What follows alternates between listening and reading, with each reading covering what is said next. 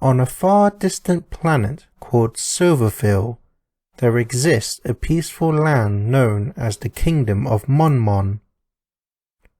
Round living creatures known as puffs live in perfect harmony alongside many friendly creatures in this sacred place. Standing tall at the center of the lush greenery land is Castle Mon, and high atop it proudly sits the sacred sword. This sword protects the entire land with its blessing and grants the puffs elegant wings to fly to their desires. Sitting confidently within Castle Mon's throne room is the king and queen. Both are strict yet gentle in their rule for peace over the land. Standing beside them are their offspring, these young triplets, Kaizek, the blue one, Suby, the yellow one, and Garlo, the red one, will one day take over as kings and queen to continue the royal family. But that is still a long way yet. Kaizek, the youngest brother, is an easy-going lad and likes to make friends. Suby, the middle sister, is shy and quiet but also has a very courageous heart.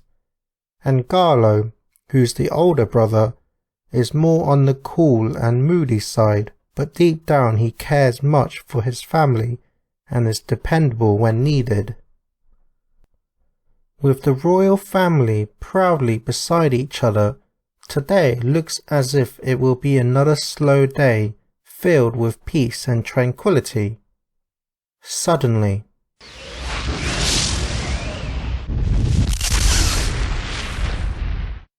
everybody in the throne room hears an odd sound rumbling from the castle roof. "I say, what is that awful noise?" said the king's deep and gentle voice. "Probably just the weather, my dear," replied the queen's soft and sincere voice. As more strange noises rupture above, the triplets each look up to see dust falling from the grand azure ceiling. "Look, the ceiling is shaking," pointed Kaizek's youthful voice. "I wonder what's happening," added Suby's timid voice. "That ain't the weather," finished Garlo's cool voice. The whole of Castle Mon shakes violently, causing horrible vibrations in everyone's ears. "Ah!" screamed Suby. Some of the royal guards, clad in silver armor, rush into the throne room with flustered faces. "Your Majesty, someone has stolen the sacred sword!" they both cried in panic. Hearing this distressing news, the king immediately stands up with sweat rolling down his round body. "I say, is it even possible to remove our precious treasure?" To answer his question, the surrounding lights around the room that are powered by the sacred sword's energy suddenly diminish inside the castle, and instead turn into a sinister purple aura. Holding her tight chest, the queen says, "My dear, the air has become difficult to breathe."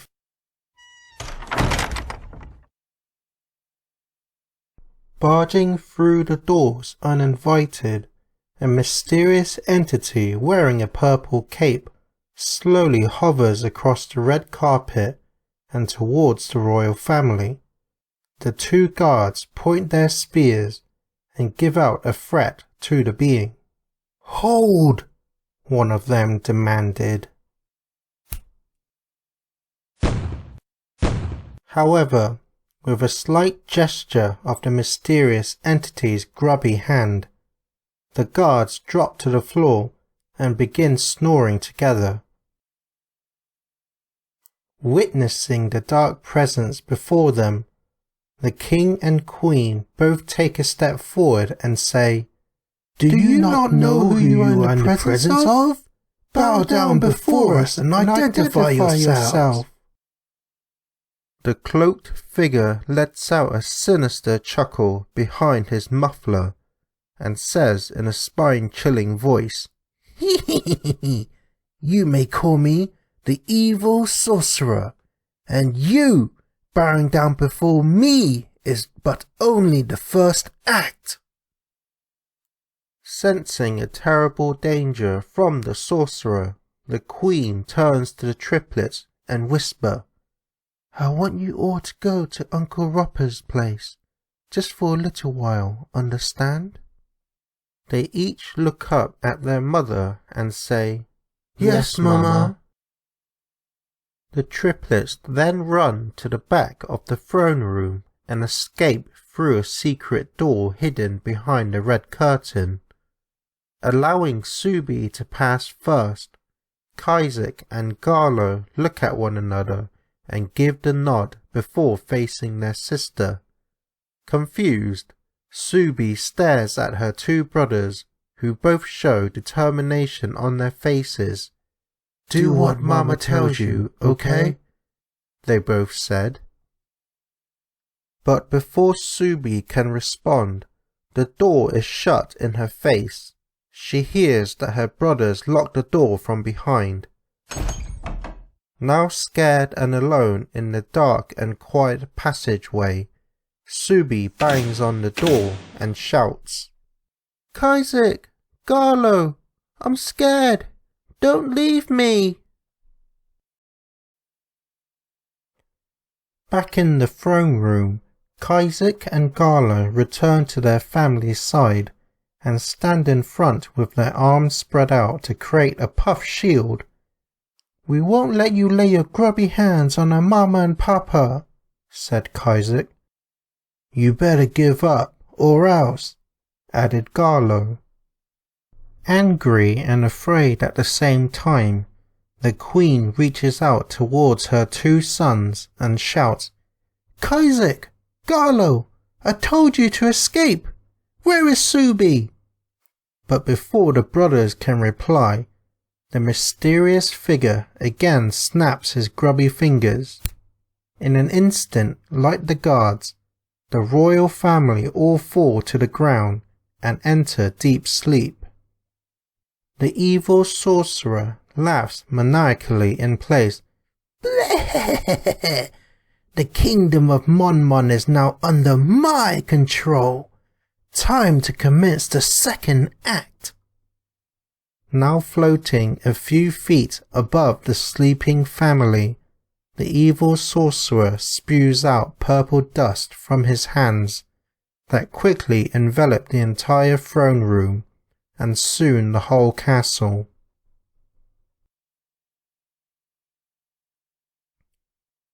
Unable to help her brothers and family, Suby heads down the secret passage with tears rolling down her shivering body. It is soon that Suby comes across a single door at the end. Unlocking it, she finds herself in the courtyard of Castle Mon. Suby steps onto the lush green grass and realizes that it's turning to a dry and lifeless brown by the second. Exiting the yard, Suby stumbles upon more guards who have already fallen asleep by the sorcerer's spell. Turning back to look at Castle Mon's massive structure, Suby sees that poisonous purple dust is escaping through the windows that quickly turn the entire sky from peaceful blue to a sinister black. A creepy and hollow barrier with transparent violet also manifests around the whole castle. Seeing her home turned into a dark prison sends a feeling of despair and hopelessness inside Suby's body. Now the only remaining puff, Suby tries to summon her magical wings to fly. But with the sacred sword removed from its pedestal, the puff's wings will not function no matter how hard she tries. So instead, Suby runs as fast as she can away from Castle Mon, and to find Uncle Roper, she only hopes that he too hasn't fallen under the same evil spell.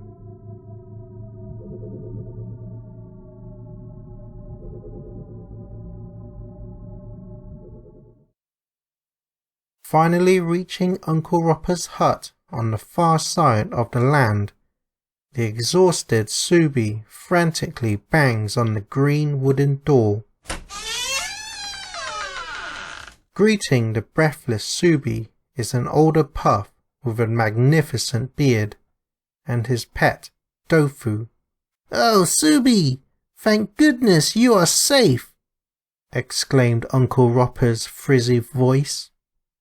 Breaking down into tears, Suby throws herself onto Uncle Roper's stubby arms. "Uncle Roper, Castle Mon has fallen! The evil sorcerer has captured my brothers, my papa, and my mama!" Taking a glimpse at the surrounding area, Uncle Roper sees Castle Mon in the distance, that's turned rather vile with dark skies everywhere. Nodding his head a few times, Uncle Roper now understands the grave situation. "I see. That explains what those three shooting objects were," muttered Uncle Roper. Adjusting his large, swirly spectacles, Uncle Roper unfortunately passes down a task that's far too dangerous for a little girl such as Suby, but he knows there's no other choice.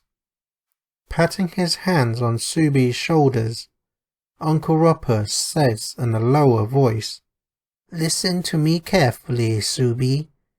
If what you told me is true about the barrier imprisoning the castle, then only the sacred sword's power can shatter it.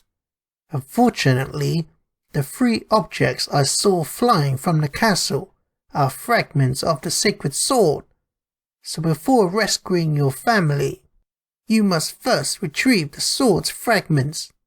I would go, but with my bad hip, I won't be able to traverse across the land. So I'm afraid only you can do this, Suby." Taking a step back, Suby shakes her head and says, I can't. I'm not strong enough."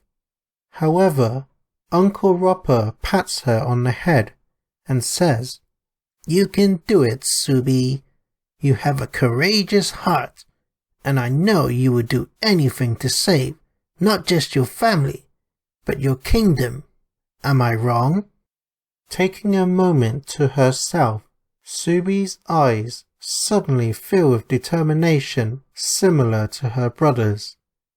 To set Suby off on her grand adventure, Uncle Roper takes out some objects from a large chest before passing them over to Suby's hands. "Take these. It's my old sword that I made back in the day, and this, a compass that will direct you towards your desires. In this case, the fragments. Hurry now. The entire land now rests in your hands." Giving a confident nod, Suby, now equipped with her uncle's sword in hand and a compass in another, begins her epic quest to save the kingdom of Mon.